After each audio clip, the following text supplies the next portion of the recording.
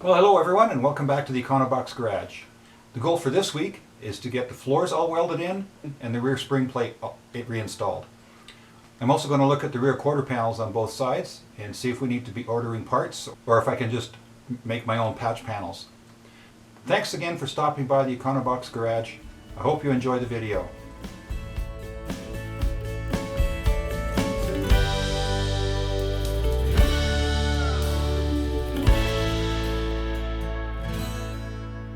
One thing I just noticed on the new floor pan on the driver's side, it doesn't have the holes for the seat mount. So there should be one about here and another one about here, and they would line up with this one and this reinforcing piece here and the other one. So what I will do is I will measure up top here. There's the one towards the middle of the car, and then there's the other one up there. So what I'll do is I'll just take that measurement, make sure they're in line, and then do the same from this bolt or this captive nut here up to the hole up there, and replicate that down on this side. So it should go in right around here, because both of those holes will go through that new reinforcing piece that I installed a little bit earlier.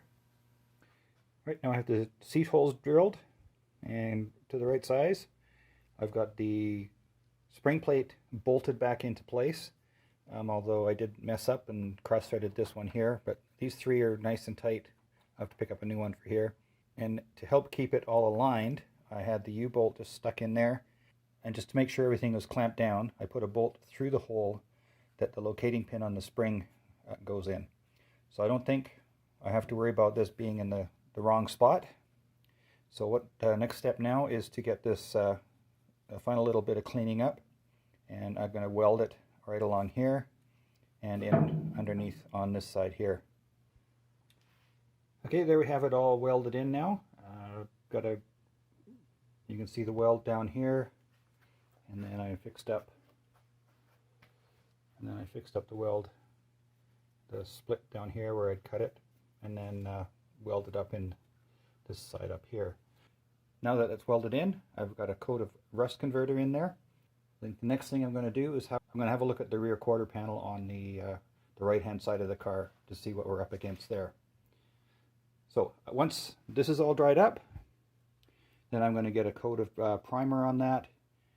I do have a couple of spots I'll need to just weld up just quick. Next on the agenda is to start looking into this area here on this quarter, and it doesn't look good. There's all kinds of different colors of primer and paint and body fillers, two different kinds of body filler here. Some's already chipped some off here already, and there's a layer of fiberglass. I'm going to get the angle grinder and the wire brush and start cleaning this all out and see what we're up against. I have a feeling I'm going to end up having to pick up a patch panel for that one. Well, on further examination, it looks like I got more work to do than I initially thought. Took a screwdriver and just tapped it around and then started poking holes, so all the way back to here. So I think what I may do is order that patch panel and just kind of patch in this whole area here. Seeing as that's starting to curve and all that, that'll be harder to fabricate. This one here, these two pieces here, I don't think would be too much of a challenge. I'll check into what prices are on those as well. So that's where we are with that one. I am going to have a look at the other quarter, but I think this is definitely the worst spot on the car so far, other than the floors. So here's the driver's side rear quarter, and it's in nowhere near as bad a shape as the passenger side. Just a few spots in here. I did the ice pick test, and it's really solid, essentially really solid, except for just up a few spots in here. So rather than replace this whole panel, which I'm going to do on the other side, is I'm just going to make a patch piece myself, cut it about approximately here and here. I'll drill out the spot welds along this edge.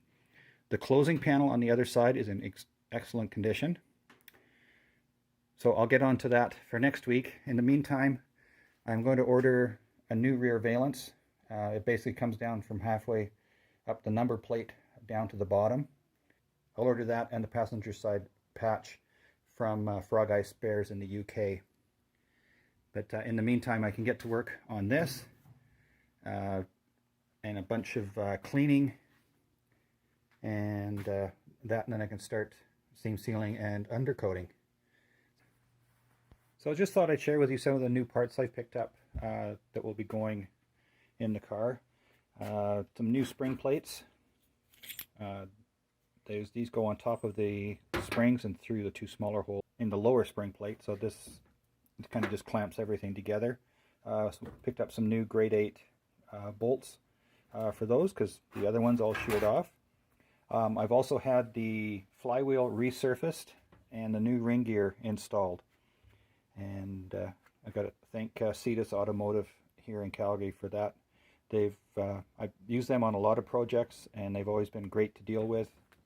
And I'll put a link to their website in the description below. I've also picked up some new nuts for the exhaust manifold. This is a new bushing for the starter. If you recall in an earlier video, the front bushing was shot, and the new U-clamps for the springs as well. So they're going to be held in with all new hardware. Some flywheel lock tabs, a couple of washers, a new oil pressure hose, and a couple of clamps for the little bypass hose that goes between the water pump and the cylinder head. So that's just some of the stuff that I've picked up recently. So again, very happy with the new flywheel. Well, the resurfaced flywheel looks good as new. So I also have the gasket set for the transmission, and you can see I've got the new slave cylinder just held into place there, and new clevis pin. I'll be replacing the rubber boot on this side and replacing the one that disappeared from the other side, and that'll all get painted. Then once I have all the body work done, I'm going to start cleaning things up. I'll start with cleaning up the engine, get it repainted, get it and the transmission mated back up to finish welding in. Just if you recall in an earlier video, the pillar bolt for the generator had actually just cracked a piece out of here, so I'll get that welded back in.